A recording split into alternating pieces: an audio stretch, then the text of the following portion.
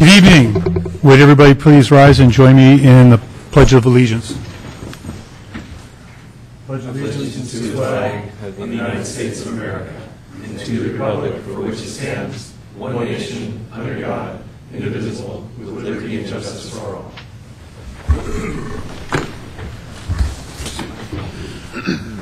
All right, welcome to the October 7th Bothell City Council meeting. All council members are present except for Mayor Freed, who's absent and excused, and Councilmember Agnew, who's also absent and excused. So, meeting agenda approval. Councilmember Sandberg. I had a question for the projected agenda. We're coming up to that after this, so any other items on tonight's agenda? Okay, I do know that we have a special presentation that we may have to delay until the recipient gets here. He's been on a response, so we'll just roll with the punches on that one. Projected agenda, any items on the projected agenda? Councilmember Sandberg. I noticed that in the to be scheduled section, we haven't had, we don't have fireworks, a fireworks discussion scheduled anywhere in the fourth quarter or into 2015. And we had decided at the July 8th meeting that we would hear this as a body, and that the Public Safety Committee meeting, or Public Safety Subcommittee, would be meeting in advance. So I just wanted to make sure that we I think the Public Safety Committee hasn't met yet, and we actually just scheduled that meeting, as I understand it, today. So I think after that meeting happens, then we'll be able to come We'll get it on the projected agenda after that. Okay, thank you. Great, thank you. Any other items for the projected agenda? Councilmember Rayum. I'm just curious for the study session for the 2015 legislative agenda. Have we talked to the legislators? We have, and we've scheduled the November 25th meeting as a study session to meet with the District 1 legislators. Great, thanks. Any other items? Okay. Then moving on, why don't we go to our visitor section right now, and just a reminder to our visitors, you have 3 minutes at the dais, and our first individual will be Ron Swikard. Thank you, Mr. Swikard. We have your address. Just state your name, please. Yeah, Ron Swikard. Thank you for this opportunity to speak. I'm a big fan of this meeting because I watch you on Channel 22 a lot. I may be the only one that ever goes to that channel and watches, but at least you have one person watching from home. I live in the Norway Hill area. You have my address. I'd like to ask the council to consider modifying some of their fireworks laws for a variety of reasons. I'm a huge fan of fireworks, and I'd be fine if the laws that are in place were enforced and followed by the citizens. The citizens are not using safe and sane fireworks. They're using bottle rockets and bombs and M80s, things they buy up at Boom City. They also discharge these outside of the normal time frames that your law requires. In my neighborhood, they go from about July 3rd to about July 5. And if they'd stop at midnight, I think your statute asks them to stop at 11. I have to go review it, but if they stop at midnight, I'd be fine. But they go at 3 in the morning, 4 in the morning, and it's a tough way. Tough on the dogs, tough on me, tough on my neighbors. I've called your non-emergency line dozens of times during these illegal fireworks, and what they tell me is they basically can't do anything about it unless the police see someone discharge these illegal fireworks. There's 24 cities in King County that do not allow fireworks, and because Kenmore and Kirkland don't allow them, those citizens tend to merge. I think I'm in the perfect storm area, about halfway between the two. They all come there and just randomly pick a cul-de-sac. A lot of times we don't even know who they are, and shoot off their illegal fireworks outside of legal time frames. My home is in a 35-home development that's about 25 years old now, so all of our shake rooks are about 20 years old. You can imagine the fear we have when bottle rockets go up, we have a tinderbox right there on top of our house, and our covenants didn't allow us to get rid of shake roofs. I would love to get out of the area on the 4th, but I need to stay home and protect my house because there's fireworks going off all around my seasoned shake roof. There are a lot of other reasons to consider this. What I'm going to talk about, I hope I have time here, an alternative option, and I won't go. The clerk will pass out to you notes from this, so I'm going to skip through some stuff because now time's getting short. Unless the council will give me one more minute, is that available? I'm sorry, if you run out of time, we'll give you an opportunity to wrap up. I'm not going to list the reasons to do this from a safety and health and fire protection, the cost to the city to add all the staff and support to protect your citizens, the noise pollution, panics, pets, the Endangered Species Act. I'm sure eagles, bald eagles, don't like rockets going off near their nest. But my real point of this whole presentation is I want to suggest that the council consider an alternative. I call it Bothel's Salute to America, where you have a public display of fireworks. You have your citizens come and gather. There may be a carnival there for the kids. There may be the vendors that sold fireworks before aren't making any money. The Boy Scouts and the Girl Scouts, let them set up something in there to sell to make their, to counter selling of these fireworks. You could do this for about 50. I talked to the mayor of Federal Way. They did this, and there's been marvelous results. It cost them about $15,000 for the fireworks. And a location that I would like to suggest is Pop Keeney Stadium. It doesn't have to be there, but you could have more than one location. But there's egress and ingress. It's easy there. You can have buses going in and out. I envision people coming there for a carnival-like speakers, have the mayor speak, the council speak, people that want to talk about America and our founding fathers and that kind of thing. So, Mr. Swycord, can you wrap up, please? I've got. So the clerk will, if she, when you get a chance, pass out the notes since I didn't cover everything. I appreciate your consideration, and I am available if council wants me to do some legwork and research on sites, writing the statute, whatever. Thank you. Okay. Thank you. And I know that Bothell used to have a fireworks display and carnival.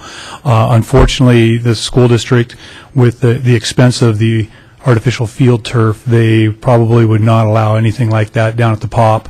And but we will look at your handout, and I know other council members will be happy to meet with you and talk further. So thank you very much. Next up, Ned Dye. Again, I wanted to thank you. Basically, I'm here to second Ron's views on fireworks. I'm a neighbor of Ron's. I also have shake roofs, and I am kind of a prisoner in my home on the 4th of July because I have a dog.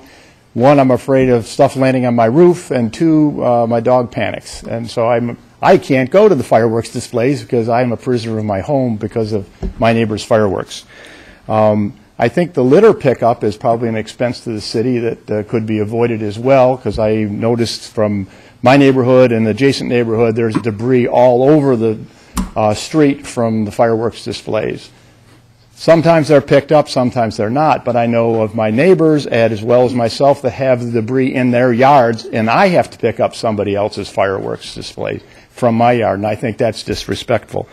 I won't take much more time. I just want to voice my support of Ron's position here, that I think a second look at the fireworks ordinance is worthwhile. Thank you. Great. Thank you so much, Mr. Dye. And again, I know there's council members that would be very, very pleased to meet with anybody that would like to talk further on this subject. That brings us to the end of our sign-up list. Are there any others in the audience who would like to speak? Yes, sir. Come up and state your name for the record.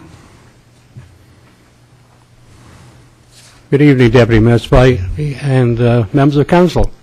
My name is Mike Challenger. I live in Thrasher's Corner area in Bothell. I have been upstaged, which is unusual for me. My two colleagues here talk about fireworks. If you recall, back in July, I came before you to urge you to put this item on the agenda. My neighbor's house had burned down early on the 5th, and I'm sure that our fire department can regale you with statistics on property damage and personal injuries. I'm not against fireworks per se, and I think if people's fireworks were contained in their own yards, they want to burn their own house down, that's their problem.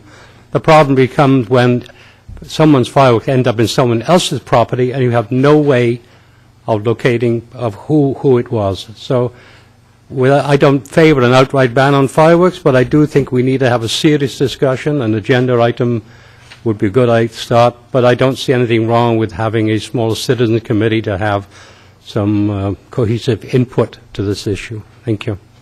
Thank you. Is there anybody else that would like to speak tonight? Okay, then that brings us to the end of our visitor comments. So I think what we'll do is, while we're waiting for our special presentation, let's go ahead and move on to our consent agenda. I'd move approval, Mr. Mayor.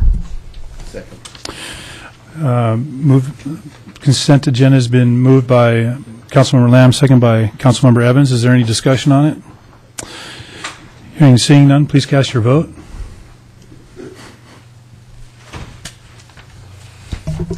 And display. Okay, the motion carries 5-0 with Councilmember Agnew and Mayor Freed absent and excused.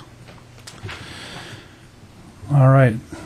So moving on to the next item would be our public hearings on AB 14149.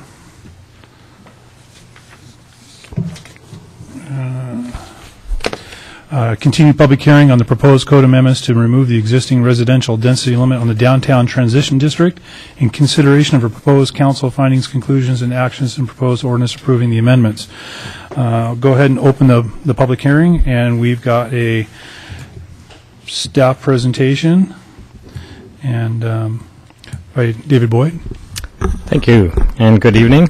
Can you turn the lights down briefly? We just have a short presentation.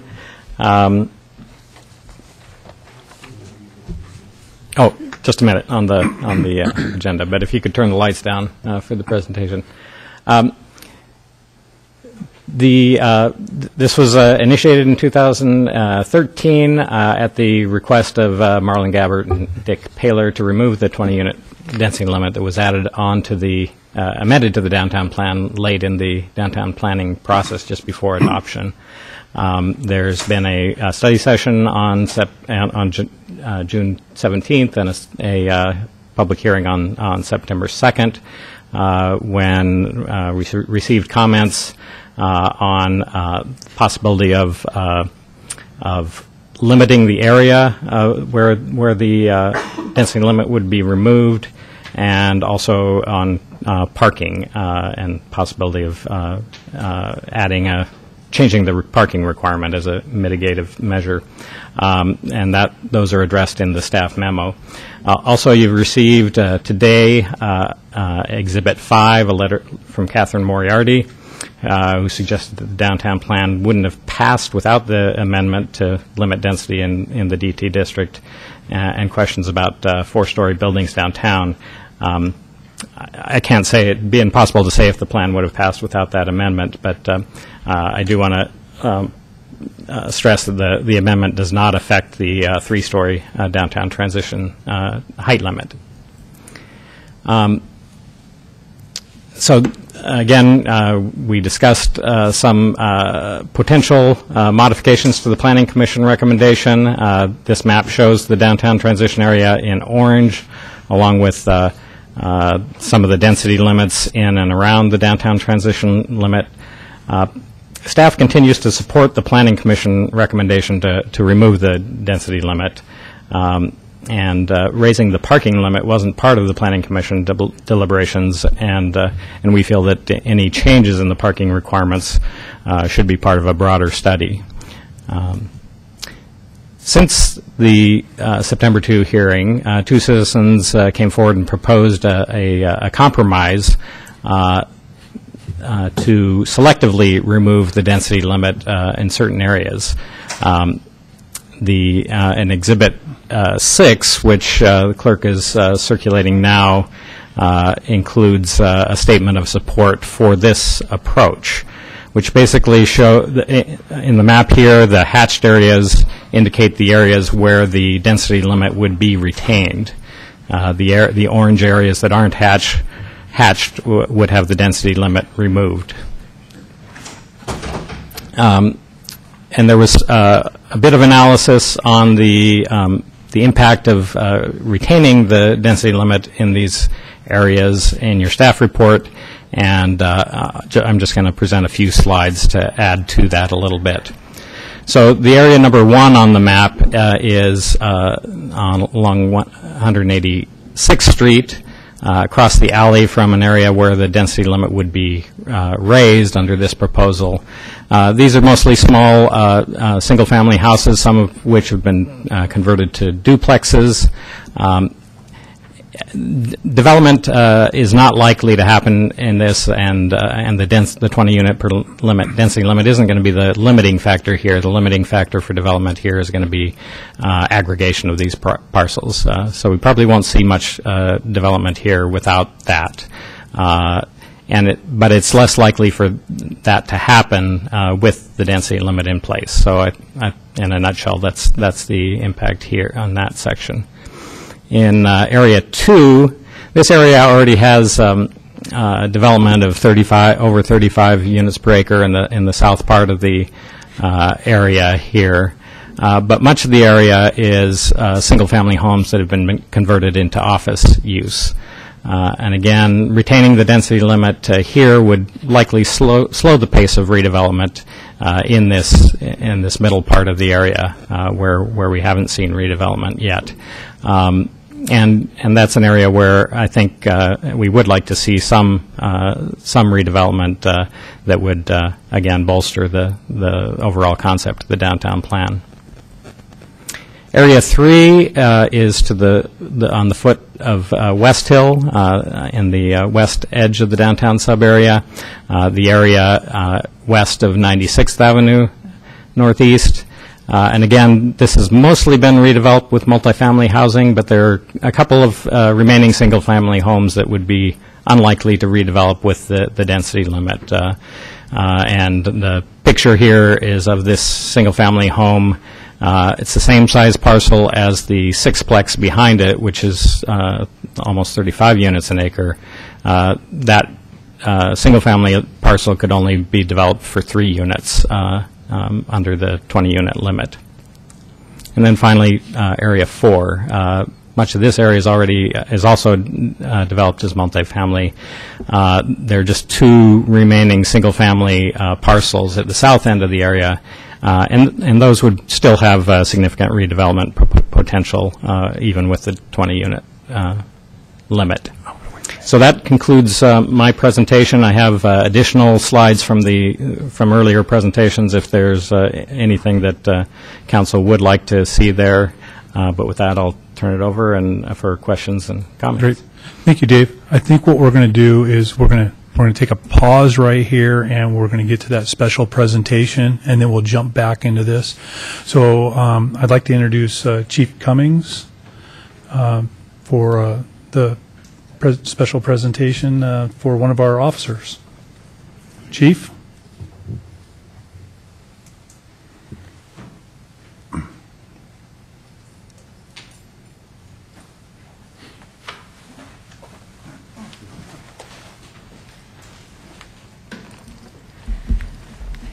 Good evening, Deputy Mayor Spivey and Council. Can you hear me okay? Yep. So this evening, I'm very pleased to be here to honor Officer Bobby Buendia. I don't know if you have been reading in the papers lately the challenges that we, law enforcement particularly, are facing with the growing issue with getting called to incidents where there are people that are suffering from mental health challenges. And one of the things we're trying to do in the Bothell Police Department is send all of our officers to crisis intervention training, where you learn about ways of engaging these individuals in a way that will hopefully produce a better outcome. Officer Buendia is one of the many officers that have attended this training, though I will have to say that he probably could have taught the class because of his just remarkable ability and compassion that he regularly shows, not just to to citizens and to individuals on trying calls, but also to members of our department. He's a member of our peer support team and has done multiple outreaches in the community. So in April of this year, a number of our officers were called to a very, very serious call where there was an individual who was in crisis. And I'll read more about that call in a minute. But as a result of that call, Officer Buendia was nominated for and received the Officer of the Year for Crisis Intervention Team. This is a great honor to our department. There's only one, and it was Officer Buendia. So when our representative, Suzanne Delbeni, heard about this and read about it, that was actually in the paper, she took the step to read what Officer Buendia did and put it into the congressional record. And that is what I wanted to share with you today, to let you know that one of our own was that the House of Representatives, the congressional record, the proceedings and debates of the 113th Congress on Thursday, September 11th, 2014. And if you would like, I would read you what this proclamation was and will remain in the lasting record of our Congress. Ms. Delbeni. Mr. Speaker, I rise today to honor Officer Robert Buendia of the Bothell Police Department. Officer Buendia was recently awarded the prestigious 2014 Crisis Intervention Team Officer of the Year Award, which recognizes outstanding police work by police officers in the safe and effective use of crisis intervention techniques in response to mental health crisis. Officer Buendia received this award in part because of his quick and skilled response to a situation involving a suicidal woman. This woman was a recent victim of sexual assault who became upset after learning the court case against her attacker did not have sufficient evidence for prosecution. When this woman threatened to end her own life, Officer Buendia used his training, intelligence, and quick thinking to defuse this potentially tragic situation. He was able to open a dialogue with the woman and was eventually able to convince her to come out of her apartment. The outstanding actions of Officer Buendia are examples of his heroism that the members of the Bothell Police Department and all our first responders in the 1st Congressional District exhibit every day while serving our communities. I am incredibly thankful for the dedication of these public servants. I want to thank Officer Robert Buendia for his commitment to serving the people of Bothell and offer my congratulations on recognition of his work. So I just wanted to bring this to your attention. I know, sometimes we read the negative, but I wanted you to know how much good is being done in our community every day by Officer Buendia and the other men and women in the department. So, Officer Buendia, do you have anything you want to say? I'd just like to thank Chief for getting everybody in our department in this training. And I'd like to thank my squad mates that, we're a team, and I'm honored to get an award like this, but it's a team effort whenever we're out there, and especially our captain, Captain Johnson, that's here, Sergeant Smithers, and my mentor, Officer Valentino, who's back here without uniform, Officer Wynn, and Sergeant Keller back here. So I just want to say thank you. Thank you. All right, here you go.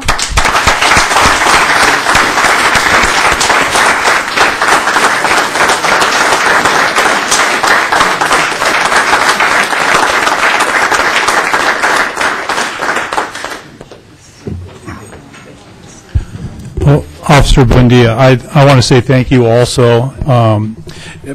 Being in the public safety field myself, I know the situations that are, all of our police officers and firefighters are put into. And as police officers, you guys are put into situations much hairier than the firefighters, and oftentimes. And to have that training, and for you to take something that was very dire and to turn it around into a non-combative, non-aggressive situation is a testament not only to the training but to you as an individual. So thank you for being willing to step up and be receptive to that training, but also to be the compassionate individual that you are, and to truly work for the people out there and to help them get the help that they need. Thank you again so much. Any other comments from council? All right. Again, thank you. All right, back to our public hearing. So Dave just finished up his presentation, and I guess normally we would... I forgot to mention, I know that council received one other email from Gary Smith and then Gary Pat Smith, Pierce. which I just got as I arrived here tonight. So that'll be also entered as exhibit number 7. And do you have, okay, you have Exhibit 6 from Ms. Pierce? Yes. Okay. Yes, I do. So, okay, any questions of Dave? Councilmember Sandberg. There is a section in the agenda packet. I think it's on page 81. And it says, covered parking will primarily be provided in rear-loaded alley garage structures. And so I was thinking about that in terms of the modification that was proposed. Are we, so for example, if we look at the map that has your hatch marks on it, for the compromise that was presented by the two opposing sides, so if we look at the hatch mark area number 1, is there a requirement in the code for a development that would be built on 185th Street to have parking accessed through the alleyway there? Yeah, there is a requirement throughout the downtown plan that if alleys are available, parking access will be from the alley. So that applies in all the downtown zones. And so I'm just wondering if we're trying to minimize impact to the neighborhoods that are adjacent, wouldn't we want to have parking access, for example, from 185th as opposed to the alleyway right behind it? That's right on the southern boundary of your hatched area number 1. Well, there are a number of reasons why you wouldn't want to have the access off 185th. That is planned to be one of our primary east-west streets and the transit street. So having a lot of driveways off that street wouldn't be compatible with that. And the level of traffic in and out of residential parking is not. It's not a huge volume of traffic, and so we think the alleys are sufficient to handle parking from both sides in those situations. Okay, that's the only question I have. Thank you. It was my fault. I'm not up here normally. I'm not running the show normally, so please forgive me. But we don't have anybody on our sign-up list to speak. But is there anybody in the audience that would like to speak tonight on this subject? Mr. Paler, please come up and state your name for the record. It's a good thing I turned my TV on to see that you'd already started on this. Dick Paler, 9013 Northeast 190th Street here in Bothell. I'll just quickly summarize, before the downtown plan was approved, this wasn't, what's being asked for now was part of that plan. It was what was studied for that plan. It's what the environmental impact statement addressed, all of the concerns with impacts from what's being asked for here in the way of a change. And in fact, even weeks before the plan was approved, the height limit that was proposed up until that time in this property was 4 stories or 45 feet, if I'm not mistaken. That got reduced after some concerns by neighbors and others, and there was a decision by the council to lower that to 35 feet. And then, as I think most of you know, it was literally within minutes of the plan being approved by the council after however many years of study, this density cap got put in at the very, very last minute, where there was no opportunity from anybody from the public to comment on it. There was no opportunity for the staff to go study what that change would mean. It just got approved. After that, sometime after that, this code request was submitted, and the council agreed to consider it, sent it to the Planning Commission. The Planning Commission listened to all the facts from the staff presentation, and they, frankly, very quickly agreed that this made sense. We've now had a couple public hearings. There's really been very little comment from either side, but as I think you know from the record here tonight, I was on one side, another member of the public on the other side. We got together. We agreed on a compromise that is represented by the crosshatch illustration here. And I think it really has addressed everybody's concerns. So I'm just saying I think the last step is for the council to make the motion and hopefully pass this. And I strongly support that and encourage you to do so. And I frankly, if there's a reason not to do it, I don't know what it is at this point. Hey, would you take a question? Sure. Mr. Paylor, thanks for your testimony tonight. And as a member of the council, I always like it when members of the community can come together and try to work things out. We've had some good resolutions in that in the past years for this. I had one question for you on, I wasn't clear from Dave's presentation, but on item 2 as being excluded, that's going all the way from 1, well... No. Not from 185th, but section 2. Yep. I had thought from Dave's presentation that actually included that kind of vacant lot in between the office building and there's like a very modern office building and then a 2-story office building. But that's not the case in your. I just wanted to clarify that in the area 2. Yes. So area 2 is the hashed areas are the ones to be where the density cap will be maintained. And so what was the idea behind it? Was it just a... Well, that was...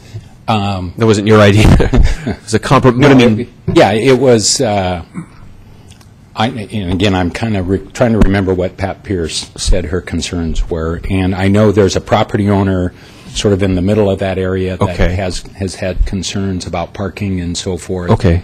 I don't think there was any particular reason other than its proximity, immediate proximity to single family. Because it's on the immediate backside of single family homes. Okay. That was all right. my understanding. And the same thing is largely true in the other hatched area. That's what I thought. I thought that might have been the reason, but I wanted to ask that. Okay. Thanks a lot. Thank you.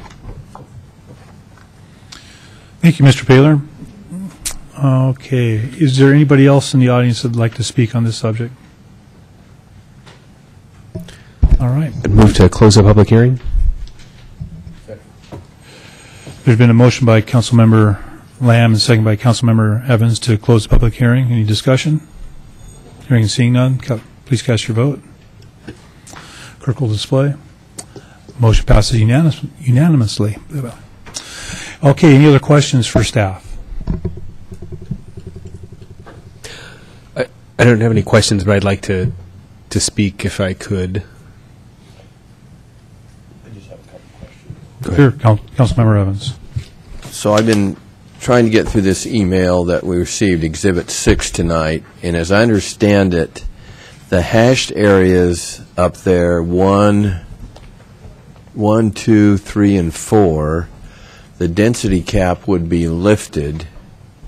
No, would remain, be retained. Well, that's what I thought. Yeah. Okay, that's what, I guess I didn't read. I thought, so we're going to retain the density cap in the 1, 2, 3, 4, and in all other areas it would be lifted, which would be the gold color on this map. Yeah, in this area along 185th, east of 101st, the area south of 186th, west of 101st, and then all of the downtown transition area east of 96th Avenue, northeast. And has the staff had time to respond to this potential solution or to think this through? Well, that was basically what I tried to do in my presentation is analyze those 4 areas, and those aren't part of the proposal. Those are just part of my analysis. That we still feel that the Planning Commission had it right in their recommendation to lift it entirely. There are implications to retaining it in those areas that I tried to identify, but there would be retaining it in those areas will slow down redevelopment of those areas.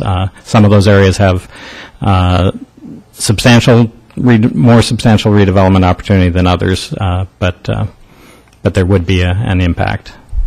But we do think that the compromise solution is a viable enough solution to present for your consideration. Okay. That's the only question I had. Okay.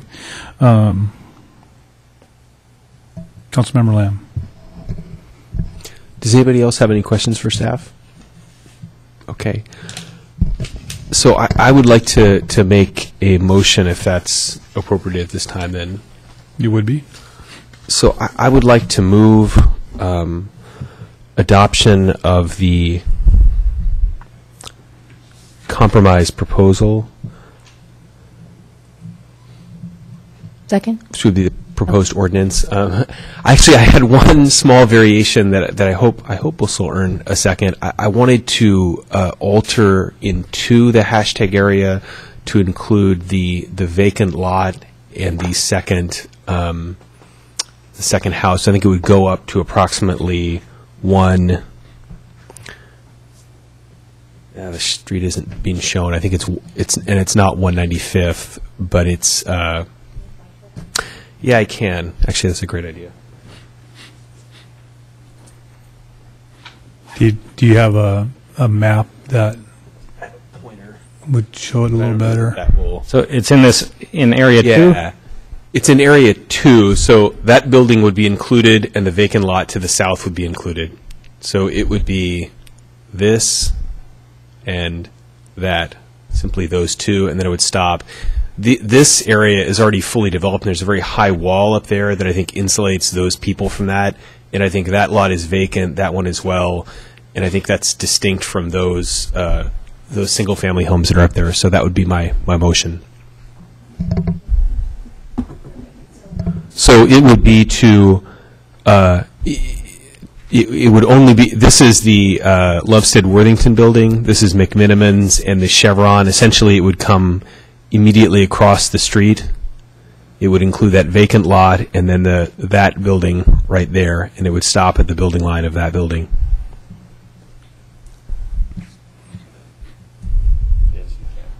The density cap would be lifted in that area, and it would remain in all the other hashtagged areas. In the area to the north of that area, the density cap would remain. So, okay, so the area to the north of that, can you put your mouse on the lot? Sure. So I believe, Dave, and correct me if I'm wrong, this building here is that building there on the map. Is that correct? That's correct. Yes. So from that line down, it would be removed. From that line up, it would remain. And the rest of the hashed areas would remain as they were. And the reason being is that in Dave's, well, I don't know if I have a second for that or. Well, I wanted to give Councilmember Sandberg an opportunity. I don't know if she wanted to still second. She seconded it before I was able to finish my motion. Sorry. It was not your fault. Mine. I'll second. Okay. So the reason I'll speak to my motion. The reason I support that, I meant what I said in my comments, my question to former Councilmember Paylor, that I appreciate it when citizens come together and reach a compromise. In this particular area, I think that the surrounding use, and I appreciate the sentiment that was behind that compromise, because if you have single-family homes, to have unlimited density, putting, it's not unlimited as I think our community development director would point out, but to have the density only constrained by the footprint of the building does include impacts. I would actually argue that a lot of those impacts aren't in parking. I think they're simply the ingress and egress of a lot of people who are next door, which is a bigger one, and more importantly, in our downtown, it puts a lot of people onto our streets. right now we have a lot of residential density that's coming into downtown. As a policy matter, we don't really have a problem getting people to build residential housing in our downtown. I like this compromise because it's far less sweeping than the original proposal. I think it's a good balance. With respect to those two lots, the one is a vacant lot, and one is a building that, no disrespect to the current owners, but is probably somewhat ripe for redevelopment. And I wanted to, I believe that would be an instance where it's immediately across the street from a gas station, and it has a fairly high wall behind it. I think it's an appropriate place to encourage redevelopment. And in Dave's presentation tonight, he said, this is an area where we would like to see redevelopment, and we haven't seen redevelopment. I think we can do it there, and I think we can protect the character of the community to the north of there while keeping the rest of the compromise intact. So I would respectfully ask that this item be included, and I'm interested to hear my colleagues' thoughts on that. But that's why I support the compromise, but with that, one minor modification. Can I ask a clarifying question again about the area? To me, yes. Okay, so.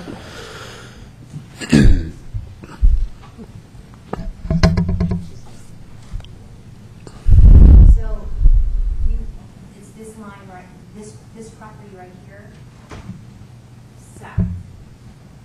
So what about, are you including this property here, which is adjacent to single family, or would you draw the line like this to the Worthington building? And so this area would still retain its density limit because it's adjacent to single family? Yes. And so like this? Yes.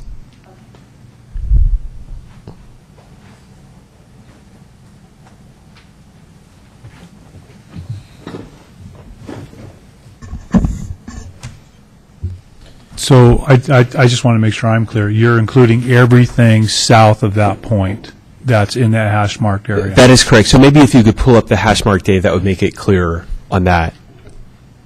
So it would include, I don't want to blind anyone, but it would include that area moving south from there. Because I don't think it makes sense to have a... Yeah. Go ahead. I'm sorry, Dave. Roughly from the number 2 south you would look. Roughly, yeah. My eyes aren't that good for where 2 falls, but yes, you are correct. Right. But Dave understands the lot line that we're talking about, and we're talking about to the back fence of those properties, correct? Right. Okay. All right. All right. So we have a motion by Councilmember Lamb and a second by Councilmember Ayum. Any discussion? Councilmember Sandberg. I'm going to be supporting the motion because I also agree that it's great when opposing sides can provide a compromise to us. And so this gives us an opportunity to move judiciously in this area with and then using it as potentially as test cases as opposed to removing that density limit throughout the entire downtown transition district. But I would like to say that I'm hoping that we will put the impacts of development on our front burner in considering moving forward with this development, because whether it's reality or perception is reality for people, and we've been hearing that there are problems with parking, there's problems with traffic. I clipped a letter to the editor of this in the Seattle Times about an East Lake neighborhood residents' concern about parking. And in today's paper, the Seattle City Council just set rules for their micro apartment, the boom of micro apartments that they've had. And it struck me because this person lives in East Lake, which is the neighborhood between downtown Seattle and the U District, which is probably the best transit-served area around here. And he says, I live in an East Lake neighborhood, and he proposes for any new housing permit application other than single-family dwelling, require the builder or developer to create one off-street parking space for each bedroom constructed. And so if Seattle, with their great transit system, is dealing with a parking problem because they're getting a boom in residential development, it's not unreasonable to think that we could experience that problem too. So I think in going forward, we really need to keep an eye on our parking situation. I think we need to keep an eye on the potential for micro apartments. It doesn't seem like micro apartments would arrive in little old Bothell, but when folks can't get priced out of Seattle, they're going to move up here, and we're a campus town. So I think we need to keep an eye on that, and I think we also need to keep be aware of people's concerns about the traffic impacts. I received a couple of emails about the gridlock in downtown Bothell last Friday night. They just couldn't get anywhere. It took me 20 minutes to get to my house from 180th from 522. So people are perceiving that there are a lot of impacts. And so I'm supporting this compromise, but I think we also need to be aware of people's perceptions, and we may in the future need to commission a parking study or look carefully at traffic impacts in downtown Bothell and throughout the city. But anyway, we heard a lot about removing the density limit, increasing the density, and I want people to know that we are hearing that and are concerned about that. Councilmember Evans. Yes, as I reviewed this, I came prepared tonight really to support the Planning Commission recommendation, I think, which the staff recommended. I think it's great when people can get together and work out a solution that works for everybody. I guess I'm still not exactly clear as to why those areas were exempted out. I realize they're adjacent to residential in some areas and that type of thing, but I guess the thing that kept resonating with me was consistency, which we weren't consistent when we made this last-minute amendment to a 20-unit cap here, and so I guess I got to thinking about the consistency part of it, and that's why I was willing to support what the Planning Commission was recommending. I'm fine with, I'm okay if this is the way the majority of the council wants to go. I can see that. I appreciate the discussion by the people who worked this out and things, so I can support that. But as I read through this, the overwhelming issue that kept coming back was parking to me, and it was interesting. I think Mr. Paylor made some comments about what's really causing the parking problems. Is it residential? Is it construction parking? Is it college students? I'm not sure we know, and I appreciate Councilmember Sandberg's comments on the East Lake issue there, but I still think we're different than Seattle. I'm not saying that it isn't going to move this way at some point, but the thought came to my mind that I am concerned about the parking down there and the number of stalls and that type of thing, and if it would be important for us, for the staff at some time, to take on a parking study to try to get a handle on, what are our parking impacts, who's using the stalls, and why, and when, and where, and that type of thing, to give us information for the future. That would be important to me to see that. So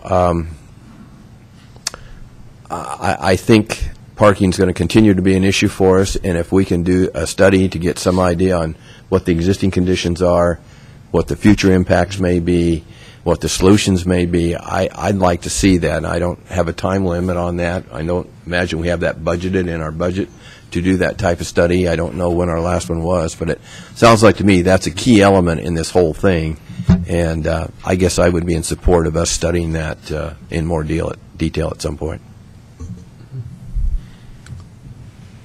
Anybody else like to comment? Councilmember Lamb? Nope. All right, I guess I'll throw my 2 cents worth in there. I'll be supporting the motion. I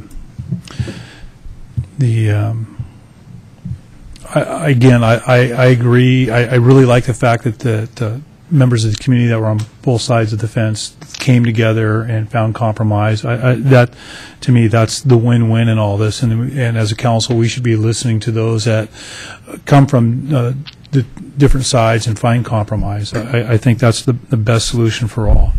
I agree that we have to start here in our near future, have to look at parking in the downtown area. Does that mean we bring in parking enforcement or subcontract parking enforcement? Do we put meters up? I don't know, but it's something that I think we need to address in the future. But I will be supporting the motion, and that's about it. So everybody's had an opportunity to speak. So go ahead and please cast your votes.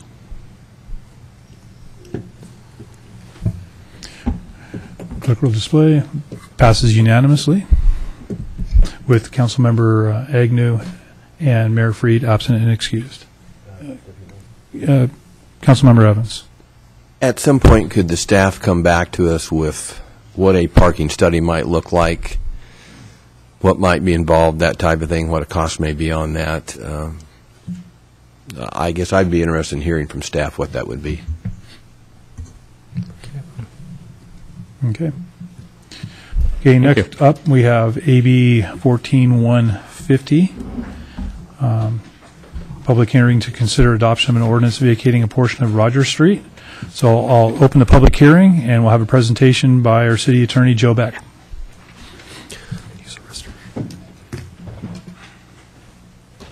There you go.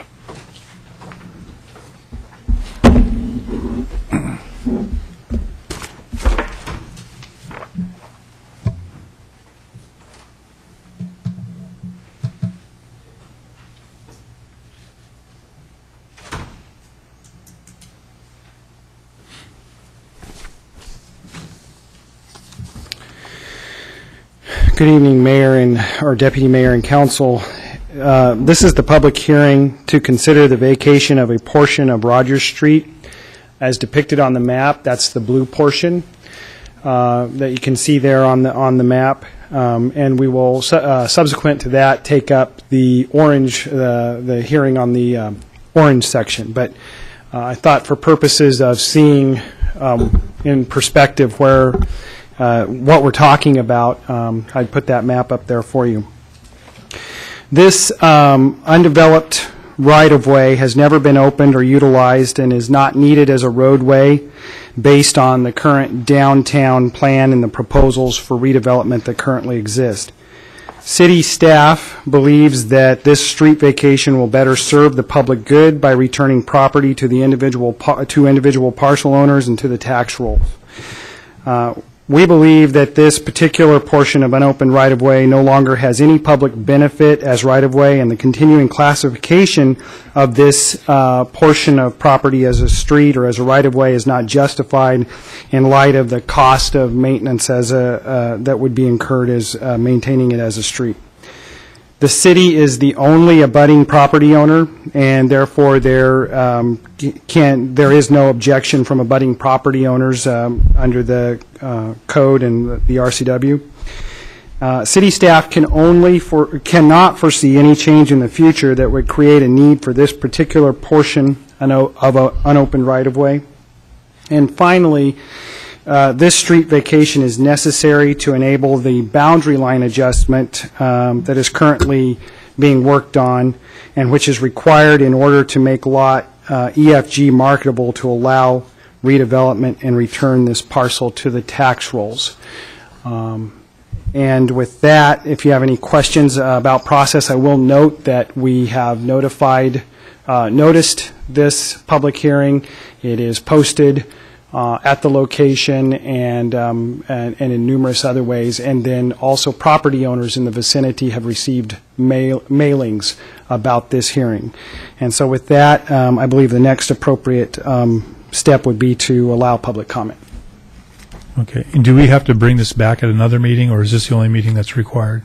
We had a previous meeting where you set this public hearing, so this would be the second touch of it, the second time the public have had a chance to hear about it and the council's had a chance to hear about it. So the idea would be that we would adopt this, approve this street vacation tonight. Great. So is there anybody in the public that would like to speak on this subject tonight? Hearing and seeing none, then we'll continue on. I'd move to close the public hearing. We have a motion by Councilmember Lamb, second by Councilmember Evans to close the public hearing. Any comments? Hearing and seeing none, please cast your vote. Clerk will display.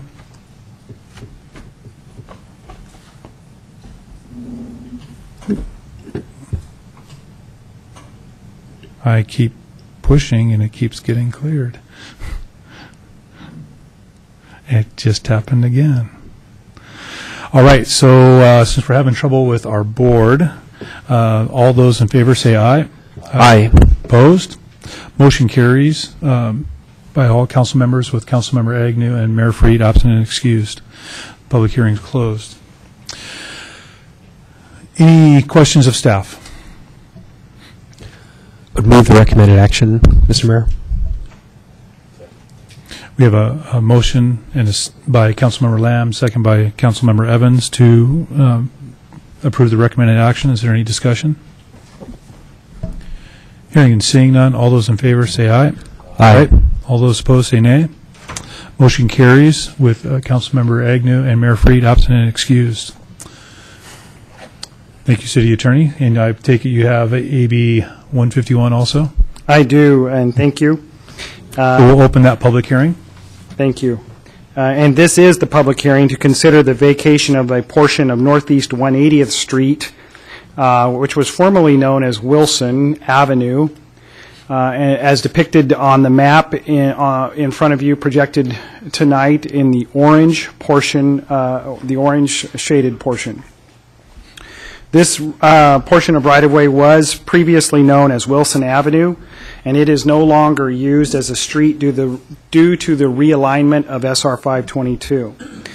The portion of Northeast 180th Street, as shown on the map, is not utilized or needed as roadway based on the current downtown plan and proposals for redevelopment. City staff believes that this street vacation will better serve the public good by including the property in the park at Bothell Landing. Staff believes that this particular portion of unopened right-of-way no longer has any public benefit as right-of-way, and the continuing classification of this street as right-of-way is not justified in light of the intent to include it in the park. The city is the only abutting property owner, and therefore there can be no objection from abutting private property owners. City staff cannot foresee any change in the future that would create a need for this particular portion of unopened, or this particular portion of right-of-way.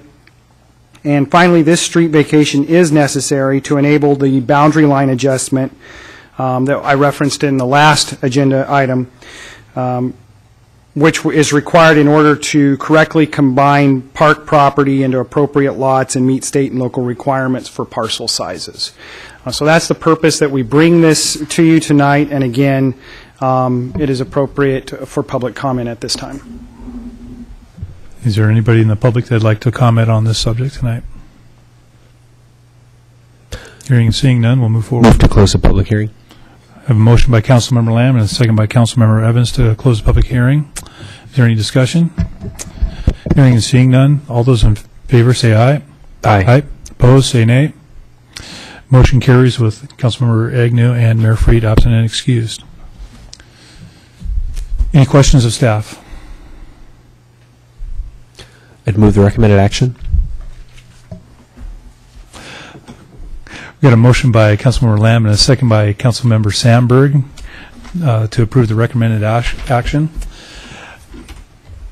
Any discussion? Hearing and seeing none. All those in favor say aye. Aye. Opposed? Say nay. Motion carries with Councilmember Agnew and Mayor Freed absent and excused. That brings us to the end of our business. City Manager, do we have an executive session tonight? We do not, Deputy Mayor. All right, then I would entertain a motion to adjourn. So moved. Second, is there a second? Moved by Councilmember Lamb, second by Councilmember Evans. All those in favor say aye. Aye. Opposed, say nay. Motion carries with Agnew and Freed absent and excused. Thank you very much and have a wonderful evening.